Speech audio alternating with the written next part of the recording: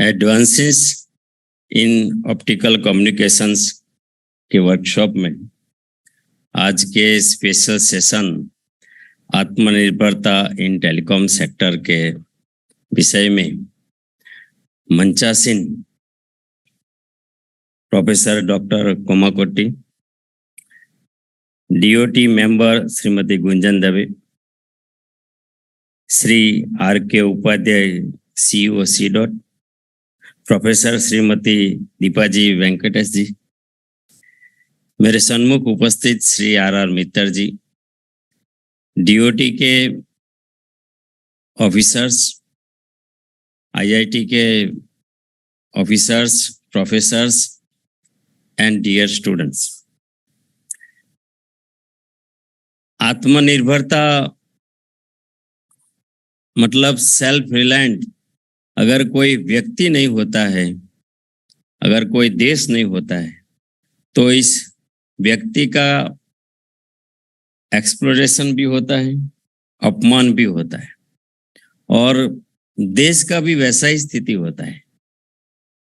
जब कोई देश 75 साल की यात्रा के बाद भी अपने आप को सेल्फ रिलायंट नहीं कर पाता है, तब इस देश की प्रोग्रेस को बहुत बड़ा असर होता है। फॉर्चुनेटली अनफॉर्चुनेटली हमारे देश में कोविड-19 का एक पेंडेमिक आया और इस पेंडेमिक ने पूरे विश्व को हर तरीके से बदल दिया। और इस पेंडेमिक के बाद honourable prime minister Shri Narendra भाई मोदी जी की गवर्नमेंट ने भी महसूस किया कि सेल्फ रिलायंट कितना महत्व का होता है। आज आदरणीय मोदी जी के नेतृत्व में एनडीए की सरकार ने 9 साल कंप्लीट किया। उन 9 साल के पीरियड में सेवा, सुशासन, गुड गवर्नेंस, सर्विसेज और गरीब कल्याण का बहुत बड़ा काम हुआ है। लेकिन इस तीनों जगह, चाहे ई सर्विस देना हो, टेक्नोलॉजी के माध्यम से गुड गवर्नेंस करना हो, या पॉवर्टी एलिमिनेशन का काम करना, इसका सबसे बड़ा आधार इस देश में कोई रहा हो तो वो हमारा टेलीकॉम सेक्टर रहा है। आदरणीय मोदी जी ने हमें 2020 में आत्मनिर्भरता के लिए टेलीकॉम सेक्टर को मार्गदर्शन किया। उन्होंने बताया कि भारत की जो टेक्नोलॉजी है वो आज भी इंपोर्ट हो रही है, मैन्युफैक्चरर विदेश से, हमें उन पर आधारित रहना पड़ता है। तो क्यों ना हम अपने आप को सेल्फ रिलायंट करें। और उनके मार्गदर्शन में, उनके आह्वान पर टेलीकॉम सेक्टर में पिछले 3 साल में इतना बड़ा काम किया है। और ये काम करने के लिए टेलीकॉम सेक्टर ने जिस तरीके से एकेडमिया, इंडस्ट्री, सबको एक तरीके से इकोसिस्टम बनाया, यहां तक कि फंड की तो कोई लिमिट ही नहीं रखी। हमने पीएलआई लेकर आए। पीएलआई मैं पर्सनली देखता हूं, मुझे मालूम है कि 30 कंपनी को हमने शॉर्टलिस्ट किया था।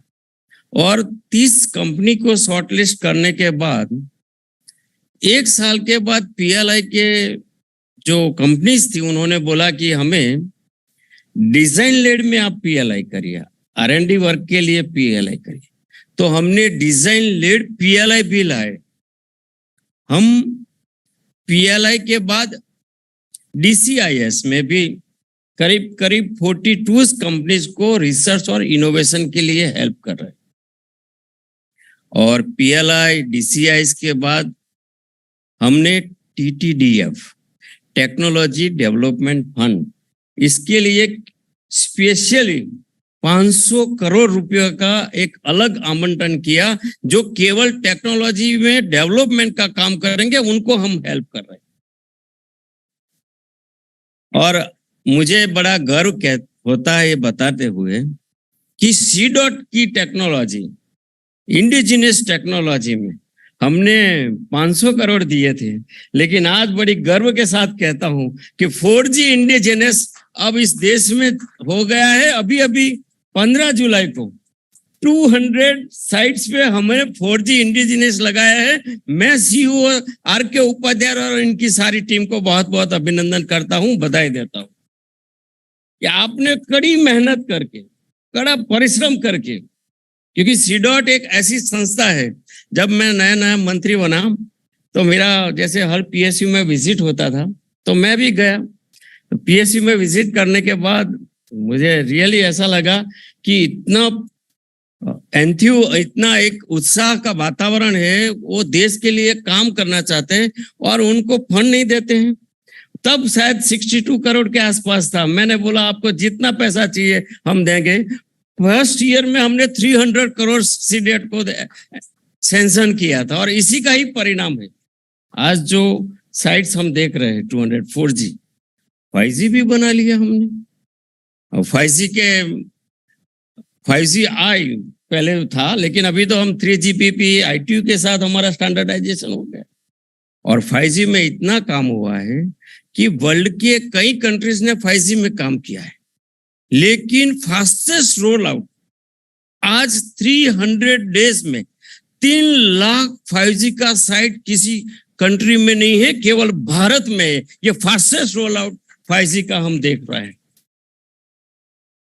आदरणीय प्रधानमंत्री जी ने अभी अभी 22 मार्च को विजन डॉक्यूमेंट 6G के लिए रिलीज किया और हमें बताया कि अभी हमें आगे जाना है, हम 4G 5G से नहीं।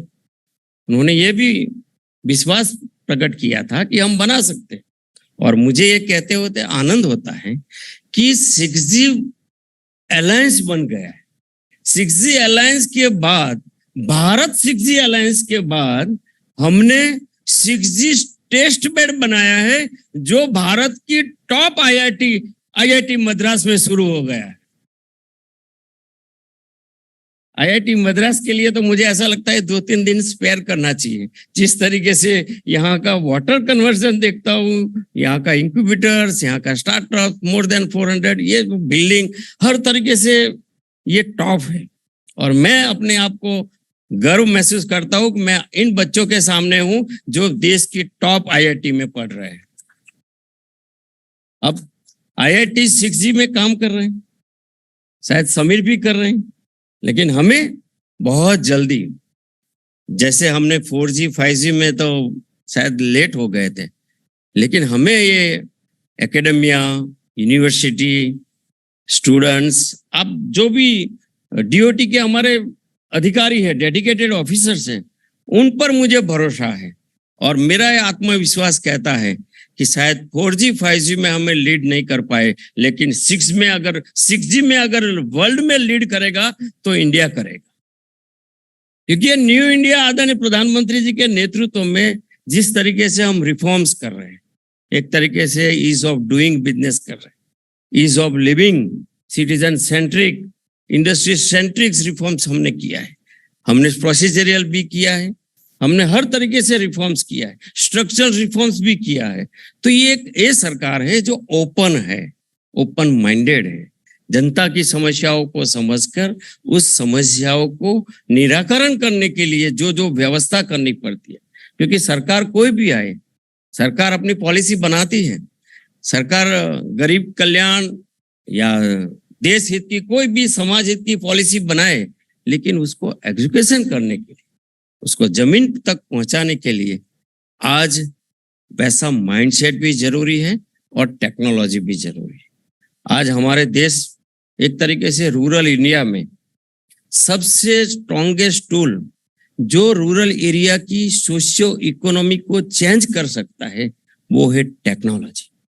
और टेक्नोलॉजी में हम अपने आप को आत्मनिर्भर भी बनाएंगे और वर्ल्ड लेवल का टेक्नोलॉजी बनाएंगे, एडवांस टेक्नोलॉजी बनाएंगे। और ये एडवांस टेक्नोलॉजी, और इसके साथ जब हम 75 साल में हैं, अमृत काल में हैं, कर्तव्य काल में हैं, देश अब अपना कर्तव्य काल में है। देश चाहता है कि हम अपने टेलीकॉम विभाग के सारे, चाहे यूनिवर्सिटी, एकेडमिया, ऑफिसर्स, हम सब साथ में मिलकर इस देश का भविष्य बदल सकते हैं। क्योंकि 5 ट्रिलियन इकोनॉमी में 1 ट्रिलियन इकोनॉमी टेक्नोलॉजी के कारण है। 1 ट्रिलियन इकोनॉमी, और अब बहुत जल्दी हम अपने आप को वर्ल्ड की 5th के बदले 3rd लार्जेस्ट इकोनॉमी देख रहे हैं। बहुत जल्दी हम जर्मनी, जापान को पीछे छोड़ रहे हैं। तब अगर 3rd इकोनॉमी बनना है और वर्ल्ड की 3rd इकोनॉमी बनने में अगर कोई कंट्रीब्यूट कर सकते हैं तो आप कर सकते हैं, हम कर सकते हैं। क्योंकि देश केवल कोई फ्लैग नहीं है, देश कोई मैप नहीं है, देश देश के नागरिक होते हैं। प्रत्येक नागरिक अपना कर्तव्य निभाए।